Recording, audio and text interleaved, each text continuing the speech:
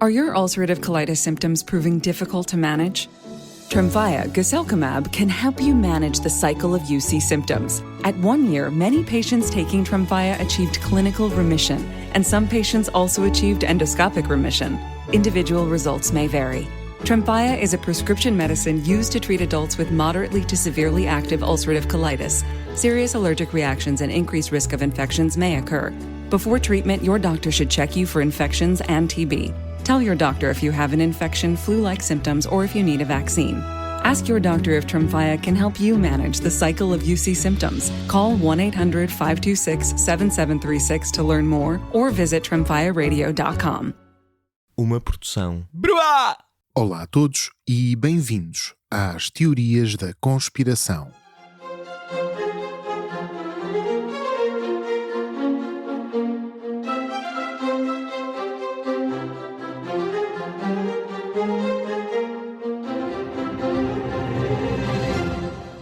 Se quiserem apoiar este podcast, ter acesso a conteúdos exclusivos e comunicar diretamente comigo e com outros ouvintes, por favor considerem tornar-se patronos deste podcast em patreon.com/bruapodcasts. Não é a primeira vez que visitamos uma sociedade secreta. Ao longo deste podcast já falámos da maçonaria, dos Illuminati e do acampamento das elites em Bohemian Grove. Tratar estes temas levanta sempre a mesma dificuldade. Uma boa sociedade secreta protege-se a si mesma, negando entrada a investigadores, jornalistas e curiosos. O seu secretismo é normalmente proporcional às teorias da conspiração que produz, fazendo com que a falta de informação fidedigna seja compensada por uma avalanche descontrolada de pseudo-informação, que é como quem diz, quanto menos autores legítimos, mais autores malucos. Todas estas sociedades têm a irritante mania de atrair os poderosos, cobri-los com símbolos esotéricos, inventar cerimónias excêntricas e, a seguir, pedir-nos para as deixar em paz, como se a curiosidade natural do não iniciado fosse apenas uma coscovilhice mal intencionada e, por isso, aprender sobre elas é enfrentar o secretismo de uns e a crença desbravada dos outros. Não é fácil. A Skull and Bones, a sociedade secreta de hoje, não é exceção. Os seus membros são gente poderosa. A sua simbologia é assustadora e as suas cerimónias poderão incluir, talvez, quem sabe, banheiras de fezes, caveiras humanas e masturbação coletiva. Mas, acima de tudo, desde há mais de 150 anos que a Skull and Bones mantém um secretismo tão impecável e tão eficaz. Tudo o que sabemos, ou julgamos saber, provém, acima de tudo, de factoides meio aleatórios, pseudo-relatos de pseudo-fontes anónimas, investigações de jornalistas independentes ou teóricos da conspiração e alegadas fugas de informação. A típica entrada de enciclopédia ou artigo jornalístico sério sobre a Skull and Bones repete os mesmos 12 ou 13 factos conhecidos, e já iremos a eles, mas pouco mais. Tudo o resto é acrescentado com o uso de advérbios como alegadamente ou supostamente. Por isso, quero avisar-vos desde já que fiz o melhor esforço para separar o trigo do joio, mas a história que se segue não é fácil de contar. Vou dizer-vos aquilo em que acredito mesmo, aquilo que não me convenceu e aquilo que só convence alguns, mas não os outros, e o resto ficará do vosso lado. Vamos já às certezas. A Skull and Bones é uma fraternidade académica, estruturada como uma sociedade secreta, localizada na Universidade de Yale, nos Estados Unidos. Foi fundada em 1832, mas a sua origem não é bem consensual. É possível que tenha aparecido como uma resposta às rivalidades entre outras sociedades da altura. Outra versão da história diz-nos que William Huntington Russell, cofundador da Skull and Bones, foi estudar para a Alemanha durante 2 anos, fez amizades com sociedades secretas germânicas e levou a ideia de um grupo exclusivo para Yale, além do seu principal símbolo, que viria também a tornar-se no símbolo da Skull and Bones, uma caveira e uma cruz formada por 2 ossos humanos. Todos os anos, os Bonesmen, nome pelo qual são conhecidos os membros da Skull and Bones, selecionam 15 alunos de Yale, não 14, não 16, exatamente 15. Numa tradição conhecida como Tap Night. O aluno incauto pode estar muito bem na biblioteca ou na cafeteria e, caso receba um leve toque no ombro, um tap, saberá que foi selecionado para a primeira fase de iniciação. Escusado será dizer que os escolhidos não são pessoas quaisquer. A Skull and Bones seleciona cuidadosamente apenas os mais inteligentes e bem relacionados membros da elite americana, entre filhos de industriais, banqueiros, políticos e dinastias importantes. Segundo alguns autores, a exclusividade da Skull and Bones demonstra-se pelo facto de, a qualquer dado momento, haver apenas 800 membros vivos, mais coisa menos coisa, normalmente pertencendo às mesmas 20 ou 30 famílias ou redes de contactos. E já veremos como este facto contribui, claro, para as teorias da conspiração à volta desta sociedade. A seguir à Tap Night, os iniciados são levados numa visita ao edifício da sociedade, o Tomb, ou seja, túmulo. Um edifício de um andar, de pedra castanha, de inspiração egípcia e com colunas dóricas, no número 64 da High Street, em New Haven, a 1 km dos edifícios principais da universidade e mesmo nas traseiras da Yale University Art Gallery. Aliás, podem colocar no Google Maps. A fachada do túmulo está bem à vista de todos. O que se passa lá dentro já ultrapassa as certezas e é tema de lendas, rumores e até obras ficcionais. Um dos primeiros a escrever sobre o assunto foi um senhor chamado Ron Rosenbaum, um jornalista e autor conhecido por já ter escrito sobre temas tão variados como William Shakespeare, a possibilidade de uma guerra nuclear ou então a psicologia de Adolf Hitler. Este Rosenbaum foi aluno em Yale nos anos 70 e meteu na cabeça que ia infiltrar-se na Skull and Bones. Num artigo de 1977, descreve assim os rumores que esvoaçavam pelo campus, aproveitando para explicar o contraste entre a seriedade dos membros da Skull and Bones e os rituais que, alegadamente, a sociedade os obrigava a fazer.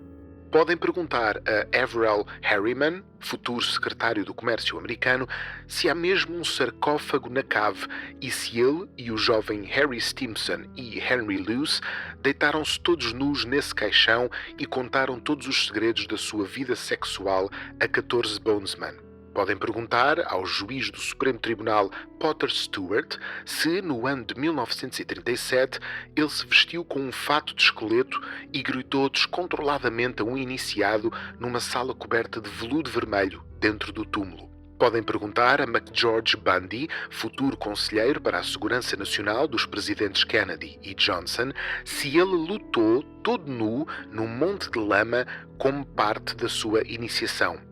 Podem perguntar a Bill Bundy ou Bill Buckley, ambos futuros membros da CIA, ou a George Bush pai, que liderou a CIA, se a sua experiência na Skull and Bones foi útil durante o treino para missões clandestinas. Afinal, Spook, a gíria de Yale para membro de sociedade secreta, é também a gíria usada na CIA para espião. Podem perguntar a J. Richardson Dilworth, o Bonesman que agora gera a fortuna dos Rockefeller, quão rica é a Skull and Bones e se é mesmo verdade que cada iniciado recebe uma prenda de $15.000 em dinheiro e uma garantia de segurança financeira para toda a vida.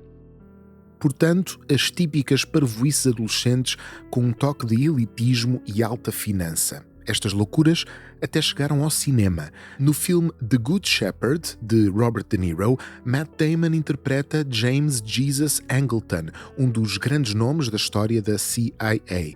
Na história, Angleton é iniciado na Skull and Bones e a cerimónia inclui ser abençoado por um esqueleto com uma coroa na cabeça, uma luta numa gigantesca piscina de fezes, com outros Bonesmen no topo de uma mezzanine a urinar-lhe em cima, em grandes arcos de xixi dourado, e finalmente um momento confessional, no qual Angleton é deitado num caixão e forçado a recordar a sua pior memória, neste caso, que quase assistiu ao suicídio do próprio pai e que escondeu da família a carta que este escreveu antes de se matar. Não admira que estas cerimónias tenham sido o principal interesse dos curiosos sobre a Skull and Bones.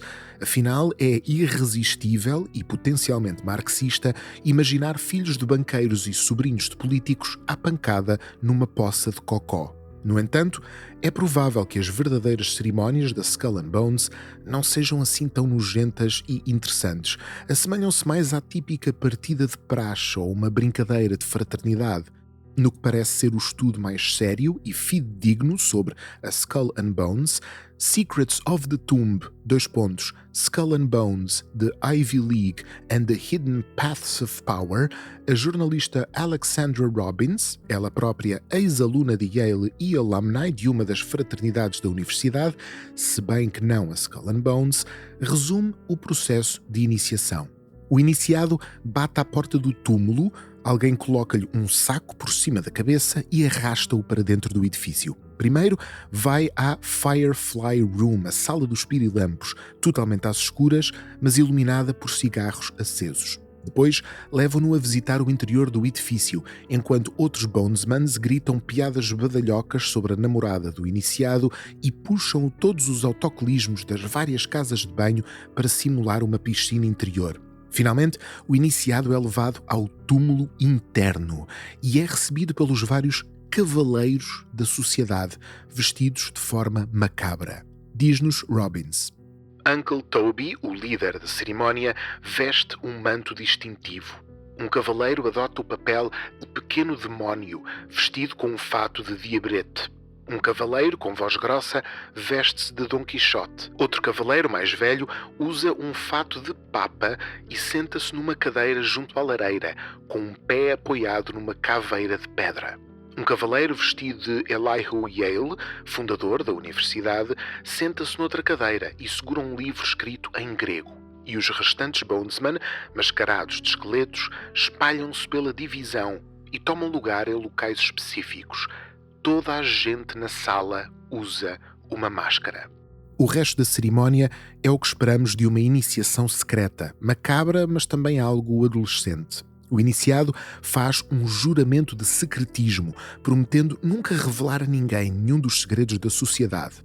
É forçado a beber sangue, entre aspas, na verdade é um refrigerante avermelhado, tipo Kool-Aid ou Gatorade, a partir de uma caneca em forma de caveira, amigavelmente apelidada de Yorick, uma referência à famosa caveira do Hamlet. Os vários Bonesmen fartam-se de gritar frases em latim e em grego e a fazer barulho.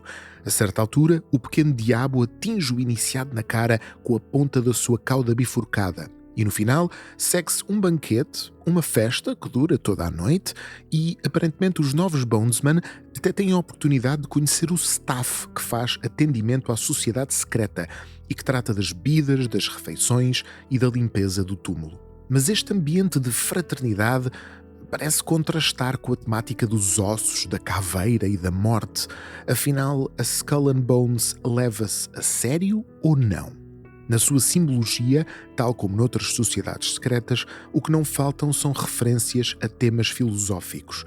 Tal como os maçons têm os seus aventais, compassos e simbologias egípcias e medievais, os Bonesmen atribuem grande importância metafórica à morte. E aqui também encontramos descrições para todos os gostos. Diz-nos Robbins. Imagens da morte estão por todo o lado. Uma frase latina gravada numa parede diz Tempus fugit, o tempo foge, o tempo voa. Dezenas de esqueletos e caveiras, tanto humanos como de animais, cobrem as paredes. Os sinais de exit são compostos por pequenas caveiras. Na cozinha, cada peça está marcada com SBT, de Skull and Bones Tomb. Copos e canecas de todos os tamanhos têm a forma de caveiras. Um Bonesman dos anos 70 explicou uma filosofia da sociedade escondida por trás desta negra decoração. Num local com tendência para o auto-engrandecimento, o motif da mortalidade serve para dar perspectiva aos Bonesmen. Ele disse-me, a Skull and Bones não é assustadora. Tudo aquilo é um contexto para que os jovens experienciem a finitude da existência. Sempre que olhávamos em volta, lembrávamos-nos que a caveira de um rei parece-se com a caveira de um homem vulgar. Deixamos este mundo iguais a todos os outros. Mas é exatamente na estranha simbologia do grupo, e em particular nesta obsessão com a morte, que encontramos a primeira pista para as teorias da conspiração sobre a Skull and Bones. E aqui vamos ligar imensos pontos diferentes, por isso vou tentar trocar tudo por miúdos e simplificar, mas agora preciso da vossa atenção. Então, lembram-se de termos falado na possibilidade de William Huntington Russell, o cofundador da sociedade, se ter inspirado numa sociedade secreta alemã? O Rosenbaum descreve um documento alegadamente escrito por um grupo de alunos de Yale que forçou entrada no túmulo, diz-nos ele. Segundo os autores do documento, numa das paredes, sobre uma pintura de caveiras e símbolos maçónicos, estava pintada uma frase em alemão cuja tradução será: quem foi o louco, o sábio, o pedinte ou o rei? Quer seja pobre ou rico, todos somos o mesmo na morte. Ora, a Robbins, a autora do livro sobre a Skull and Bones, também fala desta frase alemã numa das paredes do túmulo e descreve muitas outras pinturas, gravuras e elementos germânicos no interior do edifício. Ou seja, acho que podemos, com algum conforto, pôr este factoide na coluna das quase certezas. Mas aquela frase em particular, sobre loucos, sábios, pedintes e reis, chamou a atenção de Rosenbaum por outro motivo. Diz ele: imaginem a minha surpresa quando descobri essa mesma citação num livro anti-iluminismo escocês de 1798. A obra, Proofs of a Conspiracy, de John Robinson, publicava alegados certos de manuais dos Illuminati, supostamente confiscados pela polícia da Baviera quando essa sociedade secreta foi banida em 1785. Ok, uma pausa só para relembrar. Estão a ver os Illuminati, os grandes vilões dos teóricos da conspiração, como o Alex Jones e o David Icke, os supostos controladores dos destinos da humanidade? Eles existiram mesmo. Foram uma sociedade secreta, fundada em 1776 por um ganda maluco chamado Adam Weishaupt. Este senhor Weishaupt basicamente copiou a estrutura dos maçons, que na altura eram muito populares, criou a sua própria sociedade e tentou usar os seus iluminatus para se infiltrar na maçonaria e, eventualmente, controlar os governos europeus. Um plano imediatamente descoberto e que levou à ilegalização dos Illuminati por Carlos Teodoro da Baviera. E como é lógico, os fanzocas do podcast certamente estarão recordados que no episódio 2 falámos de 2 grandes livros conspiratórios que sugeriam que os Illuminati não tinham, na verdade, acabado. Continuavam a influenciar a política europeia em segredo e tinham até conseguido provocar a Revolução Francesa. Um desses autores era o abade paranoico, o abade Barruel, e o outro era John Robinson, o tal que cita a frase alemã alegadamente descoberta nos manuscritos Illuminati. Rosenbaum continua: no final da cerimónia de iniciação dos Illuminati, de acordo com Robinson, apontam ao iniciado um esqueleto aos pés do qual está uma coroa e uma espada. É-lhe perguntado se esse esqueleto é um rei, um nobre ou um pedinte. Como o iniciado não sabe responder, o presidente da cerimónia responde-lhe: o caráter de um homem é a única coisa importante.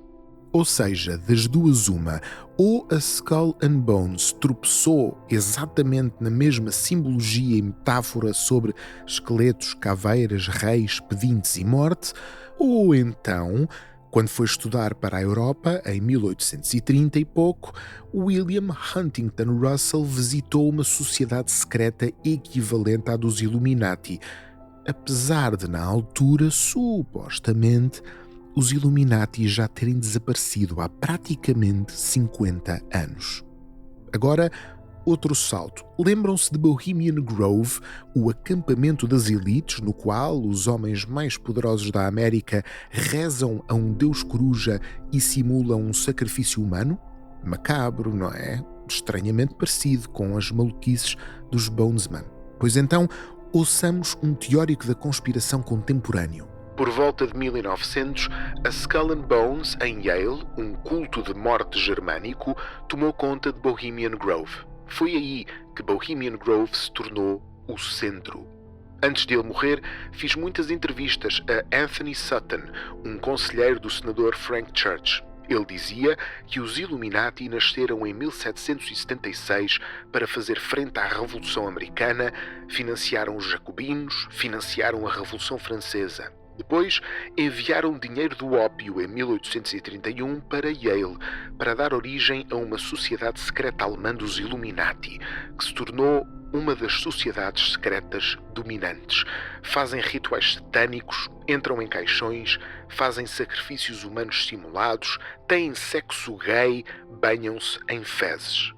Estas palavras foram proferidas por um dos protagonistas recorrentes deste programa, Alex Jones, neste caso, enquanto participava no podcast do Joe Rogan. Jones está, no fundo, a tecer uma relação já sugerida pelo nosso amigo Rosenbaum e que, entretanto, se tornou mais ou menos consensual no universo das teorias da conspiração. Resumindo, era uma vez os Illuminati. Depois de serem perseguidos, os Illuminati começaram a agir em segredo, nas sombras, mas nunca deixaram de trabalhar. 50 anos depois, um estudante americano chamado William Huntington Russell visita a Alemanha, faz amizade com os Illuminati e regressa ao seu país de origem e à sua Universidade de Yale com uma mala cheia de dinheiro, uma série de imagética germânica e macabra e uma missão: criar a sociedade secreta mais influente dos Estados Unidos. E anos depois, claro, tomou também conta de Bohemian Grove. Ou seja, a Skull and Bones não se trata apenas de uma fraternidade de gente poderosa a fazer coisas esquisitas, incluindo, repito, masturbação em grupo. A Skull and Bones é, na verdade, uma sucursal dos Illuminati, a forma que encontraram de manobrar os destinos da América. É o ponto que une os Illuminati da Baviera, as universidades americanas e o culto a um deus coruja. É o LinkedIn secreto das elites mundiais que encontram nos betinhos de Yale e nos filhos das grandes dinastias americanas os satanistas de amanhã. É, no fundo, uma das mais importantes sociedades secretas do mundo.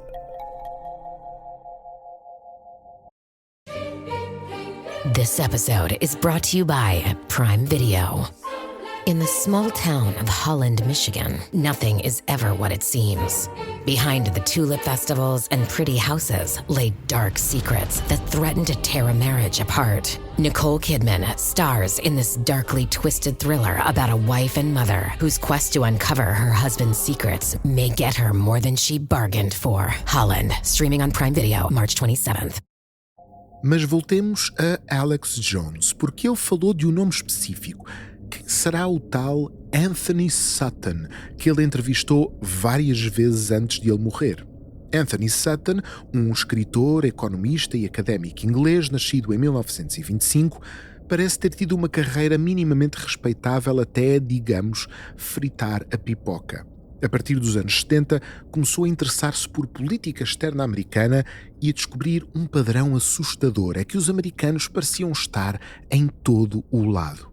Na sua gigantesca trilogia Western Technology and Soviet Economic Development, bem como na obra National Suicide: Military Aid to the Soviet Union, desenvolveu a hipótese de que os Estados Unidos não tinham tentado derrotar os soviéticos. Tinham, isso sim, contribuído ativamente para o seu armamento e desenvolvimento tecnológico para que os pobres russos se fizessem um inimigo a sério, transformando a Guerra Fria num conflito perpétuo e lucrativo para os industriais bélicos. Em Wall Street and the Rise of Hitler, Sutton teorizou que foram os grandes capitalistas americanos que financiaram o ditador alemão e, por consequência, o nazismo, numa tentativa de impor o que chama socialismo corporativo em todo o mundo. E em The Federal Reserve Conspiracy repetiu os velhos clichês sobre os Rothschilds, os Rockefellers e os banqueiros judeus e o seu controlo da banca americana. No entanto, até aqui o seu vilão era os americanos, ou o Deep State, útil, mas não verdadeiramente satisfatório. Um dia, uma mulher chamada Charlotte Iserbyt, filha de um ex-membro da Skull and Bones, enviou-lhe uma alegada lista de membros da sociedade. E qual não foi a surpresa de Sutton quando reparou que todos os industriais, banqueiros e políticos de que se queixava há anos tinham uma coisa em comum. Todos tinham participado nas deliciosas sessões de masturbação grupal dentro do túmulo em Yale. De repente, as teorias da conspiração económicas de Sutton ganhavam um antagonista à altura. O problema é que quando finalmente escreveu America's Secret Establishment, An Introduction to the Order of Skull and Bones, as suas ideias estavam totalmente desacreditadas e por pouco não caiu no esquecimento. Quem o salvou foi outro grande teórico da conspiração da Skull and Bones, Chris Milligan. Milligan era filho de um ex-agente da CIA, era um autoproclamado orgulhoso teórico da conspiração e editor de livros paranoicos através da Trine Day, a sua editora pessoal.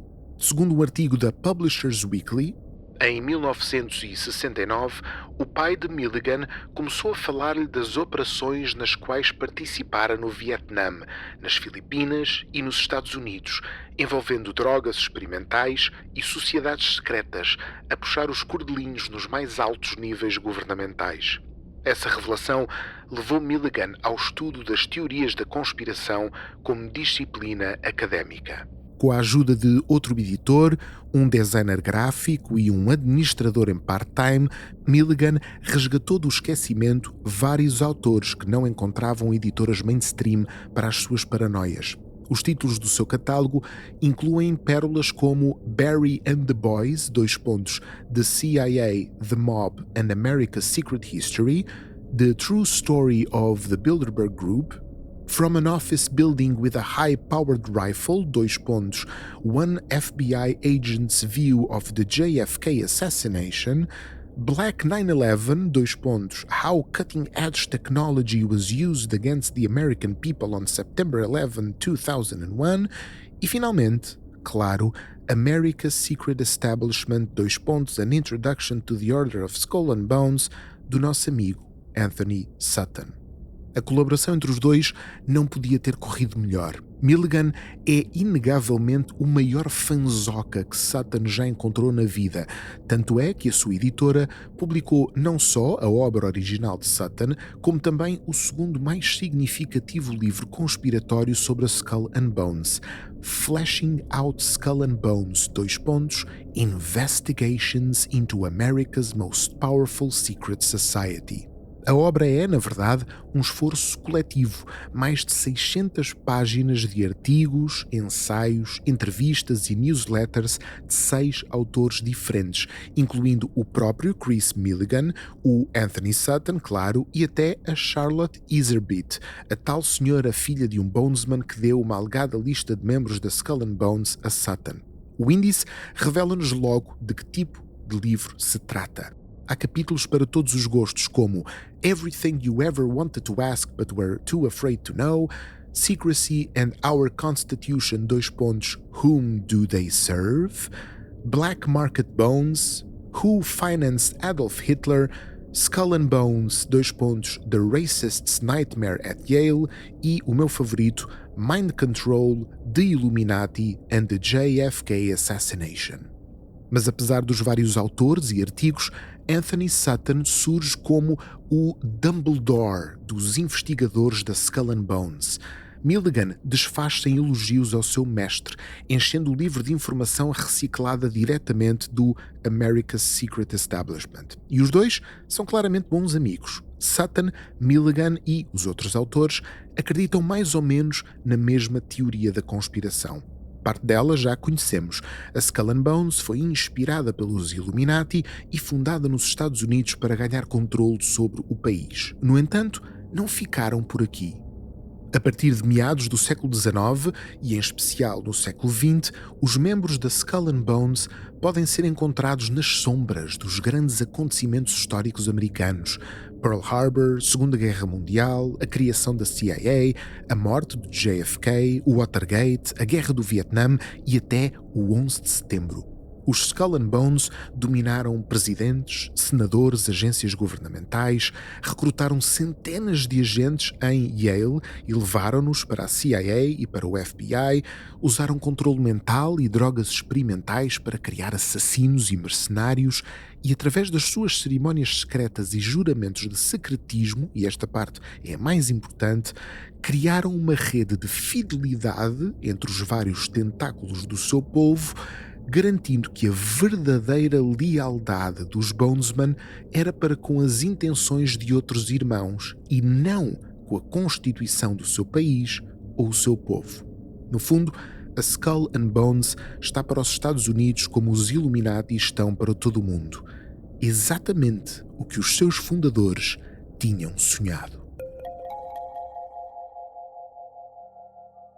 Mas o exemplo prático mais querido de Sutton e Milligan é uma dinastia em particular, que aliás nunca ficou nas sombras e todos conhecemos. A família Bush, cujas 3 gerações andaram mesmo em Yale e pertenceram mesmo à Skull and Bones. E aqui é difícil separar o trigo do joio, porque Sutton cita muitos dados factuais, mas transforma-os em evidências de uma conspiração aterrorizadora. O Prescott Bush, o avô, foi mesmo um dos diretores da Union Banking Corporation, que por sua vez fez negócios com um senhor chamado Fritz Thyssen, um dos financiadores iniciais do Hitler e do Partido Nazi antes do começo da guerra. Mas nas palavras de Sutton e alguns dos seus colegas, Prescott Bush enriqueceu com os nazis e um dos artigos do livro até sugere uma relação direta entre a sua fortuna e Auschwitz. George H. Bush, o pai, além de presidente, foi também diretor da CIA, mas para Sutton e companhia esteve envolvido, por exemplo, na morte do JFK, organizada pela sociedade secreta Skull and Bones como um ritual de sacrifício humano em larga escala. E ao pronunciar sobre George W. Bush, o filho, a terceira geração de Bushes, a dominar a América e a servir os imperativos satânicos da Skull and Bones, Sutton acaba por fazer um resumo perfeito da sua mega paranoia, em tudo semelhante a tantas outras teorias da conspiração que já visitamos. Numa palavra, a nossa função, nós, escravos, é trabalhar para o mestre. Vejam Bush e Cheney como o mestre e eu e vocês como escravos, e tudo fica claro. O nosso trabalho é obedecer. O trabalho deles é roubar e usufruir do produto do seu roubo. O Estado é o veículo que usam para roubar de forma legal. O Estado é o mestre e nós devemos ser escravos obedientes. Bela extorsão, se conseguirem mantê-la. E esta é a função de Bohemian Grove e da Skull and Bones. Inteligente, não é? Andam todos a pensar republicanos ou democratas, enquanto a verdadeira ação se passa no outro lado.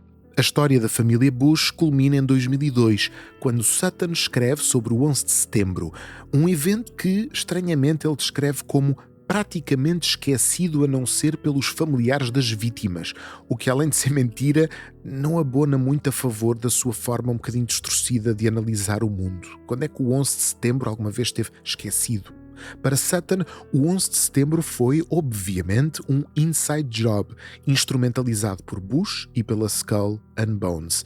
Da mesma forma que, anteriormente, financiaram os nazis, mataram o JFK, apoiaram os soviéticos e contribuíram para a guerra no Vietnã. Na mitologia de Sutton, Bush sabia perfeitamente que ia haver um ataque terrorista e não só foi responsável direto por ele, como mais tarde culpou o Iraque, o Afeganistão e Osama Bin Laden, por si só um agente secreto da CIA. Uma história para outro episódio. O artigo sobre o 11 de setembro tem uma particularidade. Foi o último escrito por Sutton antes de falecer de ataque cardíaco em 2002. Milligan descreve a morte do seu herói num pequeno texto que faz duas coisas. Primeiro, dá uma grande canelada na Alexandra Robbins, a autora que temos vindo a citar ao longo deste episódio. E segundo, parece sugerir com muito cuidado e subtileza que a morte de Sutton pode não ter sido por causas naturais. Anthony Sutton faleceu em 17 de junho de 2002.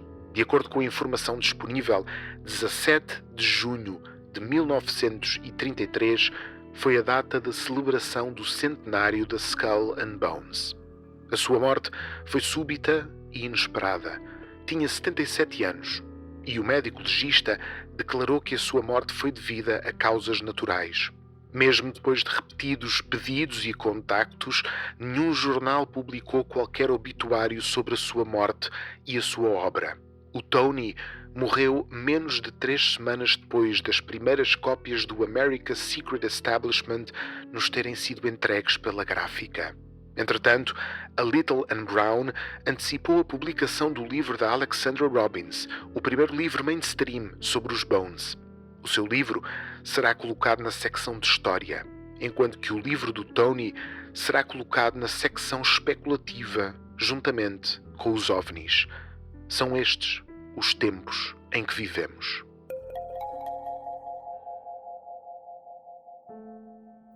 E esta é sempre a maior dificuldade, não é?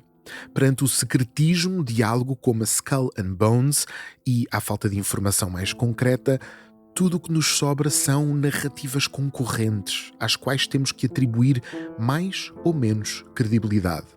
Mas é apenas justo repetir um velho clichê deste podcast e terminar este episódio com uma ligeira vénia aos teóricos da conspiração, ou neste caso, dar-lhes alguma razão. E não é preciso ir mais longe, basta voltar à família Bush. A certa altura, o podcast Conspiracy Theories, no seu episódio sobre a Skull and Bones, interliga várias figuras importantes. O Prescott Bush, que já conhecemos, era amigo de um indivíduo chamado Robert Lovett, secretário da Defesa do presidente Truman e um dos instigadores da criação da CIA. Foi ele quem contratou Frederick Truby Davidson como primeiro diretor de recrutamento da agência. No final dos anos 40 e início dos anos 50, o futuro embaixador Charles Sheldon Whitehouse, o famoso intelectual conservador William F. Buckley Jr. e o ativista e pacifista William Coffin passaram todos pela CIA, sendo que este último, o William Coffin, foi colega em Yale de George H. Bush, o pai. Como já vimos, este Bush foi diretor da CIA. No entanto, o seu filho George W. Bush não seguiu as pisadas do pai. No final dos anos 60, um senhor chamado Robert Gaw deu-lhe o seu primeiro emprego numa empresa agrícola no Texas. Mais tarde, outro senhor, William H. Draper, investiu na sua petrolífera. E quando finalmente se candidatou a presidente, Bush recebeu um generoso donativo de $1 milhão por parte do investidor e filantropo Stephen Adams. Ao chegar à Casa Branca, Bush levou consigo Edward McNally, um speechwriter, e também o Bill Donaldson, o chairman da US Securities and Exchange Commission. E 4 anos depois, em 2004, Bush enfrentaria o democrata John Kerry nas presidenciais que lhe garantiram o seu segundo mandato. E o que todos, absolutamente todos os nomes que acabei de citar têm em comum, já devem ter percebido, é que pertencem a ex-membros da Skull and Bones. Até a mulher do John Kerry, aparentemente, é a irmã gêmea de um Bonesman.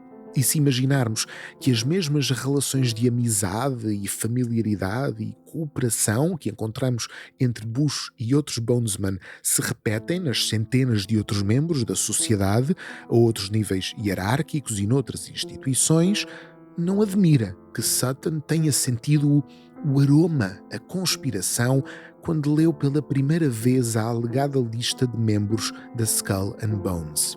Nos links úteis do episódio deixo uma lista dos membros mais conhecidos, compilada pela Wikipédia.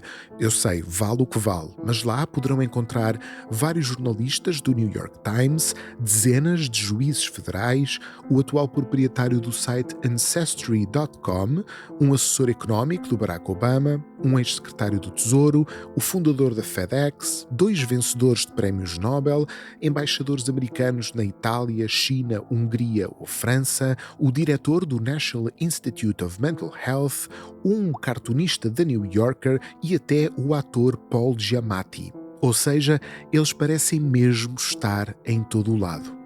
Como os Illuminati. Nas palavras de Robbins, é isto que torna Yale diferente de qualquer outra universidade no mundo. Por baixo e em paralelo à vida universitária está uma matriz que suporta a estrutura de poder da instituição e se alguém resolver o labirinto da universidade, ser-lhe-ão dadas as chaves para os túneis e as passagens que ligam os corredores do poder no mundo lá fora. Há 2 hipóteses. Ou a Skull and Bones é de facto a grande rede social das elites americanas, criando propositadamente um grupo secreto de fidelidades e alianças para governar o país, quem sabe liderada mesmo pelos Illuminati ou qualquer outra força oculta, ou então estamos perante um fenómeno mais simples, menos conspiratório, mas não menos fascinante. A Skull and Bones escolhe alunos prestigiados e bem conectados porque as pessoas mais prestigiadas e bem conectadas têm uma enorme tendência de mandar os filhos para universidades como Yale. E por isso torna-se quase inevitável que esta gente se conheça toda e entre e ajude quando chega a posições de poder. Ou então, se preferirem pensar de outra maneira, o poder da Skull and Bones seria bem mais misterioso, esotérico e surpreendente caso o túmulo não se localizasse na Universidade de Yale, mas sim numa qualquer escola secundária da periferia de uma pequena cidade. E mesmo assim, a sociedade conseguisse fazer dos seus alumni os homens mais poderosos do mundo. Isso sim seria impressionante. Repito as palavras do sociólogo e investigador G. William Domhoff, que já ouvimos no episódio sobre Bohemian Grove, mas que vale a pena reencontrar. Eu dei-lhes um pequenito ajuste. Tudo o que fiz foi substituir Bohemian Grove por Skull and Bones. O mero facto de homens ricos de todo o país se reunirem em circunstâncias de tanta proximidade como as da Skull and Bones prova a existência de uma classe alta socialmente coesa. Demonstra que muitos destes homens conhecem-se mesmo, que comunicam cara a cara e que funcionam como uma rede social. Neste sentido, costumamos olhar para a Skull and Bones e outras sociedades semelhantes como o resultado de processos sociais que conduzem à coesão de classe.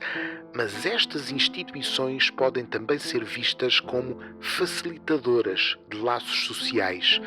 Uma vez formados, estes grupos tornam-se mais um caminho para a manutenção da coesão da classe alta. Tal como as orações a um deus coruja, as cerimónias de iniciação, as piscinas de cocó humano, as frases em alemão e as canecas em forma de caveira podem ser esquisitas, mas não revelam necessariamente nada mais estranho do que a excentricidade de gente rica e entediada.